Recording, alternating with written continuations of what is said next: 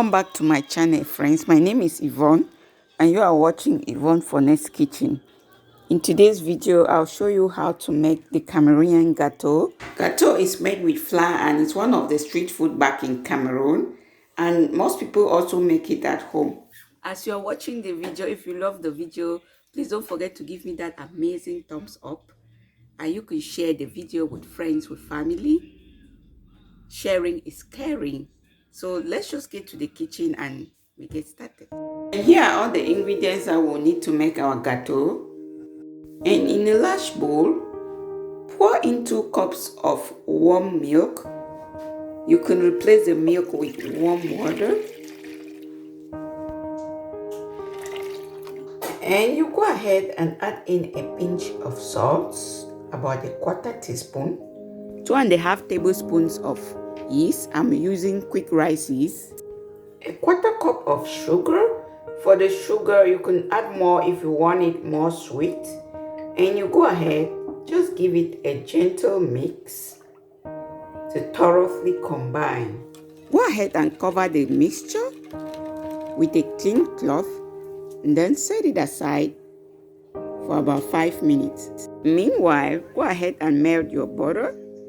So I'm using 8 tablespoons of butter. So I always just measure like 1 cup of flour is equal to 1 tablespoon of butter.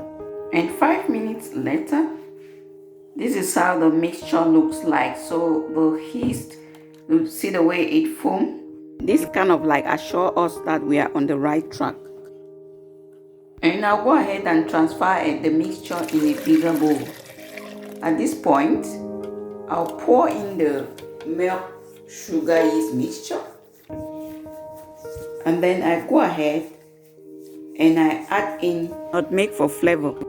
I'm going to show you 3 things that you can add in for flavor. You can either add in some lemon zest, or you add in some vanilla extract. But today I'll be adding in nutmeg, so I'll add in 1 spoon of nutmeg for flavor. And you also need some eggs. Go ahead and add in 2 eggs. And so it is time to add in the melted butter. So you add in 1 cup of melted butter and you go ahead and whisk it around to thoroughly combine. And the next thing we'll add in is the flour. So I'll be adding in 8 cups of flour. So I'll just keep 1 cup aside because when I'm kneading the dough, I'll have to add in like dry flour to adjust the consistency. The flour that I'm using is all-purpose flour, friends. So when you add in the flour, you just go ahead and mix it to combine. So while I'm doing it, I'll first of all fold it in with a spatula. And then later on, I'm going to knead it on a flat surface. And at this point, you go ahead and transfer the dough on a flat surface and then knead it well. But before you do that, just spread a little bit of dry flour, and this will prevent the dough from sticking on the surface. So one thing about this gateau, friends, is that when you're mixing your gateau, just take care not to make it too hard or too soft. It's better to make it soft, and then you add a little bit of flour gradually in order to obtain a perfect texture.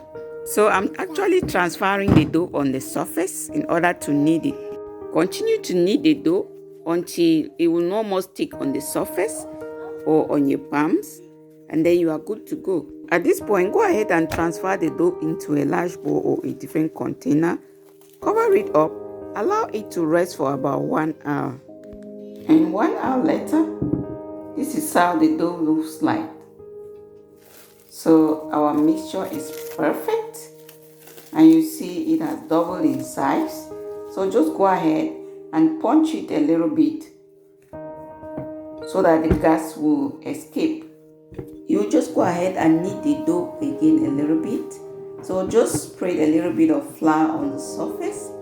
You put the dough and then you knead it gently again, and you go ahead and cut the dough in half. Now you are preparing the dough to form the small round gateau balls.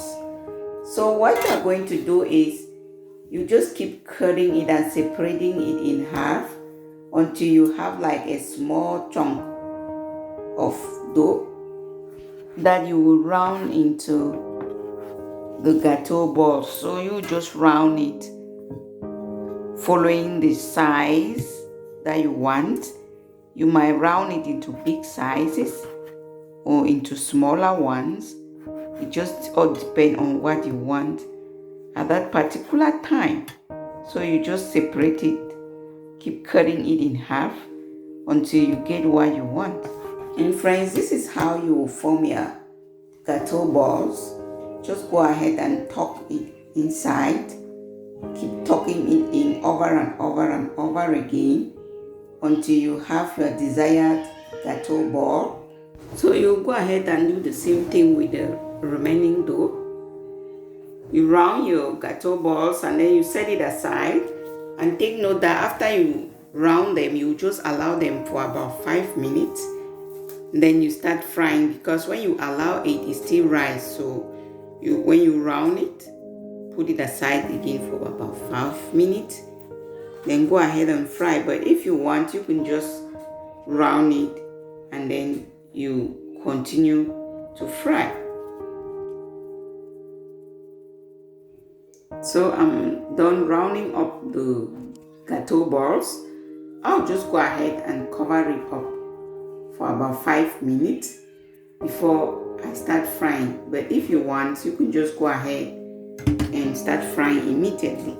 But because I want it to rise again before I start frying, I will just cover it up, and that's it. So 5 minutes later, you will notice that it has increased again in size. Look at that. Although my balls are not really the same, I just did some bigger and some smaller, but you can always just do the same size. We have our oil on the fire. So you're going to fry a gâteau at medium heat.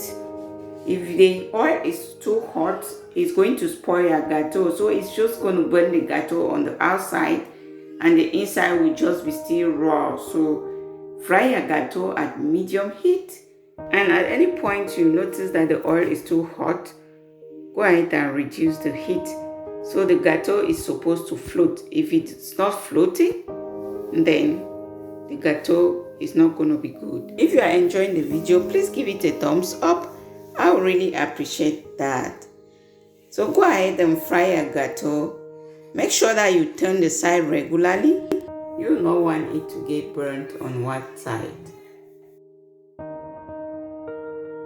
And friends, if you like to know more, gâteau is eaten with pap. I recently made a video of pap and puff puff. So you can as well eat your gâteau with some pap. You can eat it with some beans. You can just eat it simple like a snack. So you fry your gâteau until it has that golden brown color that you like. You can now go ahead and take it out from the oil. Put it on a tissue paper to drain extra oil. And that is it. And so you just continue to fry the second batch, the third batch, until you are done frying. Please don't forget to subscribe. Subscription is free. Thank you all for watching. I appreciate you. If you did watch it up to this point, I appreciate you all. You are all the best. Thanks again for watching. Bye you all.